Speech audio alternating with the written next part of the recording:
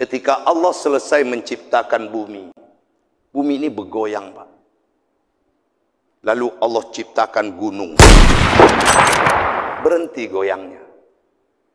Maka disebutlah gunung itu pasak bumi. Malaikat kagum. Ya Allah, adakah yang lebih kuat daripada gunung ini yang kau ciptakan? Ada. Apa ya Allah? Besi. Adakah yang lebih kuat dari besi itu ya Allah? Ada. Api. Adakah yang lebih kuat dari api itu ya Allah? Ada. Air. Adakah yang lebih hebat dari air itu ya Allah? Ada. Angin. Adakah yang lebih hebat dari angin itu? Ada. Assalamualaikum warahmatullahi wabarakatuh. Bismillahirrahmanirrahim. Alhamdulillahi rabbil alamin, alladzi hadana lihadza wa ma kunna linahtadiya laula an hadanallah. Allahumma fassalli wa sallim wa barik ala Muhammad wa ala alihi wa ashabihi ajma'in. Amma ba'du. Qala Allah Ta'ala fil Qur'anil Karim, a'udzu billahi minasy syaithanir rajim. Ya ayyuhalladzina amanu taqullaha haqqa tuqatih wa la tamutunna illa wa antum muslimun. Wahai orang-orang yang beriman, bertakwalah kepada Allah dengan takwa yang sebenar-benarnya, dan janganlah kalian mati melainkan dalam keadaan beragama Islam. Wa qala aidan, a'udzubillahi minasyaitonir rajim, ara'aital ladzi yukazzibu biddin fadzalikal ladzi yad'ul yatim wa la yahuddu ala ta'amil miskin. Shadaqallahul azim. Bapak-bapak, ibu-ibu, para orang tua-tua kami, para alim, jamaah salat zuhur Masjid Ar-Rahman, yang insya Allah semua kita yang hadir senantiasa dimuliakan oleh Allah Subhanahu wa Ta'ala. Pada suatu hari Nabi Musa alaihissalam didatangi oleh kaumnya. Kita tahu Bapak Ibu, di dalam Al-Quranul Karim yang kita cintai ini, Nabi Musa lah yang paling banyak dibicarakan. Karena dia hidup pada suatu masyarakat yang sangat keras kepala, Bani Israel. Datang mereka kepada Musa. Wahai Musa, ya, kami ini mau beriman denganmu, beriman dengan Tuhanmu, tapi dengan satu syarat. Apa syaratnya? Tuhanmu harus mau duduk makan bersama dengan kami. Nah, cobalah Bapak Ibu, bandelnya Bani Israel itu. Tuhan diajak makan bersama. Nabi Musa serba salah, menolak. Ini taruhannya mau beriman loh. Diiyakan, apa mungkin Tuhan bisa diajak makan bersama. Akhirnya Nabi Musa bilang, kalau begitu saya tanya dululah kepada Tuhan. Keesokannya Bapak Ibu, berangkatlah Nabi Musa ke Bukit Tursina itu. Dengan perasaan yang galaunya amat luar biasa. Bagaimana cara menyampaikan? Begitu sampai di bukit itu, Musa belum ngomong, Tuhan udah ngomong, Pak. Musa, bete ya? Ya Tuhan, kok tahu? Aku tahu kau galau, kau bete karena permintaan kaummu itu. Mereka ingin mengundangku makan bersama. Benar Tuhan, udah kau nggak usah bete. Kau sampaikan kepada kaummu, aku akan datang kepada mereka. Hah? Serius Tuhan, serius. Mana pernah Tuhan tidak serius. Kapan Tuhan? Malam Jumat. Senanglah hati Musa, Bapak Ibu. Cepat-cepat pulang, ditemuinya kaumnya itu. Bani Israel, kalian memang umat yang top. Makanya di Al-Quran ini ada surat namanya Bani Israel atau surat Al-Isra. Ada apa Musa? Tuhanku mau kalian undang. Malam Jumat dia akan datang makan bersama kalian. Mendengar itu senanglah hati mereka. Maka diadakanlah persiapan. Ya bayangkan saja Pak, Tuhan mau datang ini, apa tak mantap persiapannya. Ya, kita jangankan Tuhan Pak, Presiden saja mau datang ke Pekanbaru ini heboh kita. Ini Tuhan. Segala kelengkapan dilengkapkan.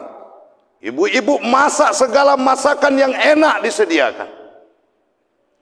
Ketika mereka sedang melakukan gotong royong dalam rangka penyambutan Tuhan, itu kan macam-macam Pak. Yang bapak-bapaknya masang baleho, ya toh, anak mudanya bikin spanduk welcome Tuhan, kan begitu kira-kira. Datanglah gerombolan anak-anak yatim, orang-orang miskin, di tengah orang yang sedang bergotong royong ini. Mereka pertama datang kepada ibu-ibu yang memasak. Kami lapar, beri kami makan. Kata ibu-ibu tadi, tak tahu ini kami masak apa. Ini masak untuk Tuhan. Jangankan masakan untuk Tuhan Pak, masakan untuk gubernur saja tidak mau dicicipi. Apalagi zaman sekarang ditutup pakai plastik itu Pak. Ini makanan untuk Tuhan. Kalau kalian mau nanti malam, kecewalah orang miskin tadi. Ini kemana mereka pergi? Menjumpai Nabi Musa. Wahai Musa, kami lapar, kami haus, berilah kami makan, beri kami minum. Kata Nabi Musa, aduh maaf, ini sedang repot. Kalau kalian mau makan, mau minum, ikut kerja dulu dah. Isi bak air itu. Ternyata bak air itu Bapak Ibu besar. Mereka isi. Begitu bak air penuh, hari pun malam. Lupa Nabi Musa dengan mereka. Kenapa? Fokus acara penyambutan. Yang bapak-bapaknya kan pulang ke rumah dulu Pak, pakai teluk belanga. Yang ibu-ibunya pulang dulu ngambil alat rebana. Tuhan mau datang. Ya, itu lagu yang takkan ketinggalan tuh, Yadana Yadana biasanya Pak. Ya. Coba perhatikan rebana ibu-ibu tuh. Ya. Ada pejabat datang tuh lagu Yadana Yadana kami minta dana, kan begitu. Bapak Ibu, diadakan penyambutan. Ini orang miskin tadi udah dilupakan ini. Sampai jam 8 mereka tengok Tuhan tak datang. Sampai jam 10 Tuhan belum tiba. Orang yang menunggu udah pada capek. Yang kasihan ibu main rebana ini loh Pak. Kenapa?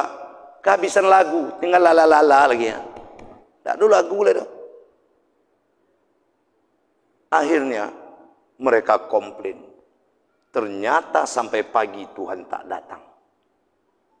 Musa, ternyata Tuhanmu pembohong. Dia tak datang. Kata Musa, Sabar dulu. Kita konfirmasi dulu, mungkin ada halangan, entah jalan macet atau hujan, kan begitu Pak. Akhirnya tuh Musa konfirmasi. Datang lagi tuh ke Tursina dengan wajah yang kesal. Sampai di situ Tuhan bilang, Musa marah ya? Enggak ya Allah, enggak mungkin hamba marah dengan Tuhan. Cuman mau nanya aja ini, kenapa kau tak datang, kan udah janji. Hei Musa, siapa yang mengatakan aku tak datang?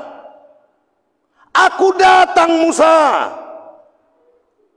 Tapi kalian tak acuhkan aku. Aku pertama kali datang ke dekat perempuan-perempuan yang memasak. Aku minta makanan dengan mereka. Mereka usir aku. Dan yang lebih gawatnya engkau Musa. Aku datang kepada engkau. Ku bilang lapar, haus. Kau suruh aku mengisi bak air. Setelah bak air itu penuh, kau lupa dengan aku. Emak. Tuhan. Jadi rombongan orang miskin, anak yatim itu engkau Tuhan. Benar Musa, itulah aku. Cerita ini ditulis di dalam buku Wisata Hati. Pelajarannya amat dahsyat. Walaupun ini Israiliyat, Pak. Di mana pelajarannya? Terutama kita di akhir-akhir bulan Ramadan ini. Karena dalam suatu hadis qudsi dikatakan oleh Allah Subhanahu wa taala bahwa nanti di hari kiamat liqa rabbih, kita akan berjumpa dengan Allah. Hadis puasa ini apa Pak? Lis-shaimi farhatan. Orang puasa itu mendapatkan dua kegembiraan. Satu, kegembiraan berhari raya. Yang kedua, kegembiraan berjumpa dengan Allah. Perjumpaan dengan Allah itu yang ditanyakan tiga, Pak. Hei fulan, kata Allah. Ana maritu, aku sakit.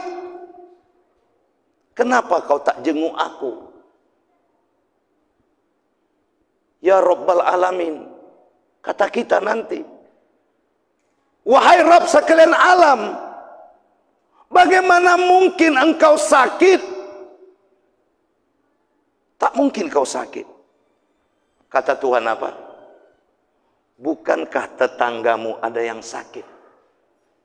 Bukankah temanmu ada yang sakit? Kenapa kau tak jenguk dia? Seandainya kau jenguk dia, ada aku di sisinya. Itu yang pertama. Yang kedua, wahai fulan, aku lapar, beri aku makan. Kenapa kau tak memberi makan? Ya Rabbal Alamin, bagaimana mungkin aku memberi makan kau zat yang maha kaya? Bukankah kau lihat ada hambaku yang lapar? Kenapa kau tak memberi makan kepadanya? Padahal saat engkau memberi makan kepada mereka, ada aku di situ. Dan yang ketiga, wahai fulan, aku haus, beri aku minum. Ya Rabbal Alamin, bagaimana aku memberi engkau minum? Bukan kau lihat ada orang yang kehausan, ketika kau beri mereka minum, ada aku di situ. Nah Bapak Ibu, bukankah di akhir Ramadan ini kita melihat ada pameran kemiskinan? Betul? Woi, betul tidak? Sepanjang Penegoro, sepanjang Gajah Mada, sepanjang Sudirman, nanti sore banyak nggak orang-orang miskin? Di situ ada Tuhan, Pak. Ini yang dipertanyakan. Kenapa tarawih, baca Quran? Ini adalah kesolehan pribadi. Yang susah itu kesolehan sosial, Pak. Makanya tadi di awal saya bacakan surah Al-Ma'un itu. Ara'aital ladzi yukazzibu biddin. Tahukah kalian pendusta agama? Pendusta agama bukan orang korupsi. Pendusta agama bukan maling. Pendusta agama bukan pezina. Tapi pendusta agama orang yang tak peduli dengan orang miskin dan anak-anak yatim. Dalam bahasa kasarnya, orang yang sempilik kariang, jaguang tuo, kajai balapi, kantong bajai, Pak. Ya sembahyang juga. Dia ngaji juga. Makanya ibadah yang paling berat itu kan sedekah. Apalagi zaman sekarang. Kalau soal kali mengali jago. Tambah menambah pintar. Kurang mengurang ahli. Tapi bagi membagi rusak. Pak, gagal kita masuk surga. Gagal kita nanti dalam pertemuan dengan Allah. Kalau di akhir-akhir Ramadan ini kita tidak hijrahkan uang kita dari saku kepada orang miskin dan anak yatim itu. Juga dalam hadis qudsi, ketika Allah selesai menciptakan bumi, bumi ini bergoyang, Pak. Lalu Allah ciptakan gunung, berhenti goyangnya. Maka disebutlah gunung itu pasak bumi. Malaikat kagum. Ya Allah, adakah yang lebih kuat daripada gunung ini yang kau ciptakan? Ada. Apa ya Allah? Besi. Adakah yang lebih kuat dari besi itu ya Allah? Ada. Api. Adakah yang lebih kuat dari api itu ya Allah? Ada. Air. Adakah yang lebih hebat dari air itu ya Allah? Ada. Angin. Adakah yang lebih hebat dari angin itu? Ada. Siapa? Orang yang diam-diam tangan kanannya bersedekah tanpa tahu tangan kirinya. Jadi orang ahli sedekah itu lebih kuat dari makhluk manapun. Ini hadisnya diam-diam, Pak. Tapi dalam ayat Al-Quran boleh kan? Sirra wa'ala. Jadi bapak mau terang-terangan sedekah boleh. Diam-diam bapak sedekah boleh. Yang tak boleh, diam-diam bapak tak sedekah. Akunya payahnya, Pak. Ya. Jadi yang dilarang itu diam-diam tidak sedekah. Nah, Bapak Ibu yang dimuliakan Allah. Jadi 5 hari ke belakang ini, menjelang lebaran ini, inilah yang dituntut dari kita. Mungkin kita sudah khatam Quran. Ya, mungkin kita sudah melakukan itikaf malam. Tapi jangan sampai, Pak, di belakang rumah kita ada orang lapar, kita tak ngasih. Di depan hidung kita ada anak yatim, Bapak Ibu, kita tak santuni. Jangan sampai di ujung jalan rumah kita ada orang sakit, kita tidak datangi. Allah tidak mau dengan amal kita. Mana dalilnya Pak Ustaz? Ibnu Hazim ketika dia hendak tahajud malam, bertemu dengan sosok yang begitu besar, dia pingsan. Lalu setelah sadar dia tanya, siapa engkau? Aku pencatat orang-orang yang dimuliakan oleh Allah. Ada bukunya, Pak. Kata Imam Ibnu Hazim, tolong kau lihat namaku nomor berapa. Ditengok, Pak, tak ada. Ya udah GR duluan ini, pasti ada dong. Rajin tahajud, rajin duha, rajin baca Quran. Kenapa namaku tak ada? Coba lihat lagi. Dilihat sekali lagi. Memang tak ada. Apa jawab malaikat itu? Aku tahu kau beribadah. Tapi Allah melarang untuk menulisnya. Kenapa? Kau hanya ibadah pribadimu saja. Tanpa pernah peduli dengan orang yang ada di sekelilingmu. Sebagai kesimpulan kuliah zuhur kita hari ini, setelah kita melakukan kesolehan pribadi, mari kita lakukan kesolehan sosial. Perhatikanlah orang miskin, anak yatim, orang-orang sakit, bantu mereka agar kiranya mereka bisa bersama-sama bergembira dengan kita di hari raya. Demikian Bapak Ibu, Semoga kisah ini menjadi teladan bagi kita, sehingga kita tidak menjadi orang yang bakhil dalam hidup ini. Subhanakallahumma rabbana wa bihamdika asyhadu an la ilaha illa anta wa astaghfiruka wa atubu ilaik. Assalamualaikum warahmatullahi wabarakatuh.